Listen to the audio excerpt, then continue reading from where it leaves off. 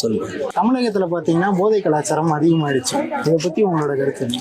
அதான் நிறைய தான்ப்பா இருக்கு. பசங்க இளைஞருங்க சின்ன சின்ன பசங்கள்லாம் போதைக்கு போய் அதில் அடிமையாகி குடிச்சு கிடிச்சு எல்லாம் அதில் போகிறானுங்க. சரியா படிக்கிறது இல்லை யாரும் ஒழுங்காக.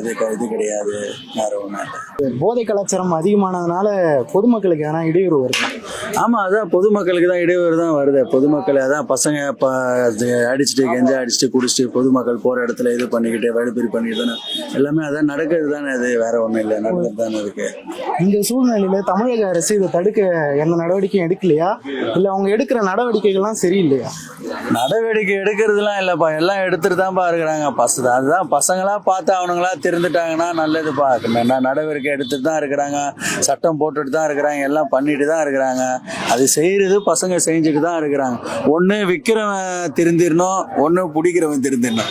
இது ரெண்டுத்துல எது நடந்தாலும் ஜனங்க அமைதியாகிடுவாங்கப்பா, வேற ஒன்றும் இல்லை. பள்ளி கல்லூரி மாணவர்கள்லாம் இதுக்கு ரொம்ப அடிக்டா இருக்காங்க. அதை பத்தி என்ன? அதெல்லாம் எங்கப்பா, நிறைய தான்ப்பா இருக்கிறாங்க. யாரு படிக்க போறாங்க? எல்லாம் அதுக்கு தானேப்பா போறாங்க. படிக்கிற பசங்க தனியா படிக்கிறானுங்க, இது செய்யற பசங்க தனியா பண்றானுங்க. பள்ளியில் கல்லூரி சின்ன சின்ன பசங்க தான் ரொம்ப கெட்டு போறது.